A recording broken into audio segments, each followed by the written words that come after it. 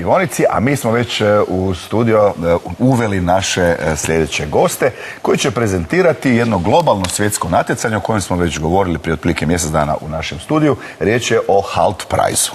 Tako je, s nama su Luka Šipić, student i organizator natjecanja, i Karlo Tašler, član pobjedničkog tima.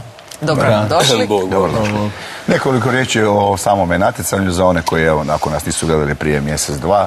Pokušati ćemo zapravo kratko. Naime, u Hrvatskoj je na veleučilištu u Verni održano nacionalno natjecanje Halt Prize Challenge 2017. To natjecanje je najveće globalno studentsko natjecanje na svijetu i zapravo se zove kao Nobel. Znači, jednostavno cilj je sa što boljom idejom pokušati riješiti neke svjetske probleme koji su trenutno u jeku i tema ove godine su zapravo izbjeglice. Znači, cilj je... Znači, riječ je o nagradi i natjecanju gdje se rješavaju neki globalni problemi, a ne popravak, ne znam, vešmašine. Ne, svake godine drugačija je tema. Ove godine, kao što sam rekao, su izbjeglice. Znači, cilj je kroz nekakvu društvenu poduzetničku ideju predložiti projekt kojim će se te izbjeglice ponovo vratiti nekako u život, zapravo vratiti nekako dostojanstvo, možda ih zaposliti i jednostavno asimilirati ih ponovo u društvu. Što sad slijedi nakon toga? Znači, pobjedili smo ovdje, sad idemo na međunarodno. Tako, idemo na međunarodno, to jest regionalno finale u San Francisco. Mogli ste odabrati i neke druge gradove. Mogli smo birati San Francisco, ja isto. Pa jel tak?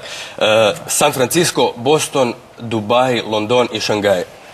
Mogli smo birati između tih 5 gradova. Izabrali smo San Francisco jer smo zaključili da će tamo ipak biti najviše investitora, pa čak i da ne osvojimo tu glavnu nagradu koja iznosi milijun dolara, pa taman i da ih ne osvojimo, bit će dobro ako se mi samo dopadnemo nekom od tih investitora, iako oni kažu, evo, uzimamo vas. Kolika se konkurencija očekuje u San Franciscu? Ja mislim da to direktor. Jako velika, zapravo možda najveća od svih regionalnih natjecanja. Jednostavno najviše, što je rekao Karl, najviše investitora i najbolji fakulteti zapravo iz cijele Amerike, s obzirom da Amerikanci baš ne vole putovati na primjer u Dubaji ili zapravo vole ostati u Americi, tamo se natječu, tako da mi smo čak sugerirali Karlu i njegovom timu da možda izaberu nekako lakšu destinaciju, da li će možda lakše proći, ali eto, htjeli su se natjecati s najjačima, pa eto vidjet ćemo kako će proći. Pa za pobjedu treba svagdje pobijediti. Upravo sam htjela reći, Karlo je bio na početku pozitivan i to mi se sviđa. Idemo na najviše i najbolje. Dobro, možda da idemo iz početka, ali tako, bilo bi to zgodno. Da prvo saznam uopće o čemu je riječ. Karlo, da kaže nekoliko riječi o sebi i o kakvom se projektu radi, koliko vas je bilo u timu.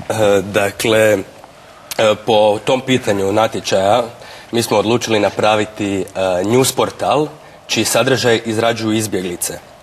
Dakle, naši novinari će biti izbjeglice koji će onda pisati priče o drugim izbjeglicama. Kako to izgleda? Da, pa to je upravo to. Ja sam recimo novinar, ali ja ne mogu otići u azil ili kamp izbjeglički i očekivati da će se meni povjeriti nekakva izbjeglica, da će meni ispričati svoju priču. Ali, onaj čovjek koji je, na primjer, prošao s njima pješice od Grčke do Mađarske, i ako mi njega uspijemo regrutirati, njega napraviti novinarom, on će vjerojatno imati pristup tim unikatnim pričama, informacijama. I to je zapravo šprehologija. Šprehologija, zanimljivo. Sviđa vam se? Odlično. Kako mislite doći u kontakt sa samim izbjeglicama i kako ih motivirati i aktivirati da rade taj posao? Ima i u toj ideji vaše koju ste predložili i način same realizacije? Da, zapravo preko raznih nevladinih udruga mi smo već došli do izbjeglica koje su se voljne baviti novinarskim poslom i koje će pisati za naš portal. I zapravo je cilj da dođemo u San Francisco sa već gotovim proizvodom, da dođemo sa stranicom, pokažemo im, evo imamo 5-6 priča već sad i evo ga, ako smo ovo uspjeli napraviti sa budžetom od 0 kuna, dajte nam tu milju i onda ćemo prekopirati stvar na globalnu razinu. I to je zapravo vizija. U svakom slučaju imate puno posla jer te priče treba i doraditi, znači te priče treba urediti. Naravno, cilj je naći pismene izbjeglice. Bilo bi idealno kad bi našli one koji su se već bavili novinarstvom. Ali spremni smo ih i educirati. Dobro, moraju tu na svrhu. engleskom ipak. Naravno, morat ćemo imati prevoditelje koji će se baviti prevođenjem sa arapskog. Luka, vi kao direktor, organizator natjecanja, jeste li malo špionirali druge ekipe u San Francisku? Kakvi su izgledi Karla i njegovih? Pa gledajte, treba Ili u biti kojem smjeru realan. idu jedni, drugi, treći?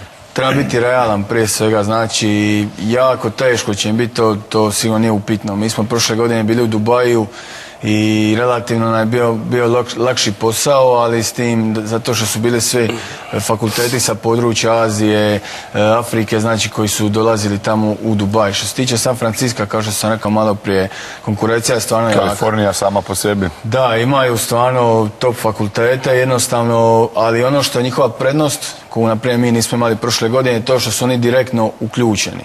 Znači mi znamo, upoznati smo sa problemom izbjeglica, bili su kroz našu državu, su prolazili, tako da smo u direktnom kontaktu. Oni u Americi možda nemaju toliki kontakt, to jest nisu imali nikakav kontakt i to je njima možda otegotna okolnost, što definitivno Karlo i njegovom timu olakšava, jer samim tim imaju iz prve ruke informacije i zapravo mogu već provesti pilot projekti i to je ono što će im sigurno olakšati, ali kaže, neće biti lako, treba biti realan, jednostavno takva situacija, najjači su fakulteti, ali eto, nadamo se će biti naravno što bolje. Ja bih rekla da su naši bolji. Koliko vas je u timu? 4 smo. Dobro se slažete? Četiri dečka. 4 dečka, je. Da, mislim da nas tu nema niko, da smo po tom pitanju najjači. Boske, Janči, Tomek, idemo po milju. Tu su inače iza kamere neki od njih.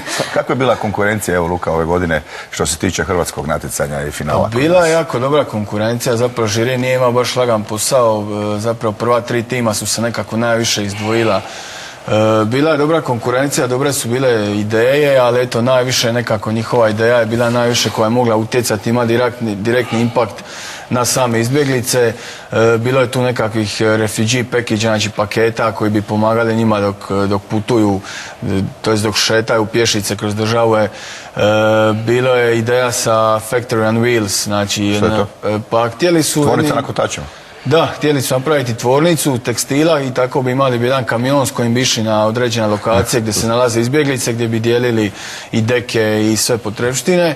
I zapravo drugi tim koji je bio na Vernu imao je blockchain tehnologiju, znači imao što se tiče bankarskog nekako e-bankarstvo, s tim da bi omogućili izbjeglicama da imaju sve preko mobitela. Znači imali bi sve, ne bi ih niko mogao ni pokrasti, ništa slično po putu, ali eto, žiri je na kraju od 5 članova žirija, bili su jednoglasni, izabrali su Karlov tim kao najbolji koji će ima najviše utjecaja na same izbjeglice i... Dobro, San Francisco, koji datum?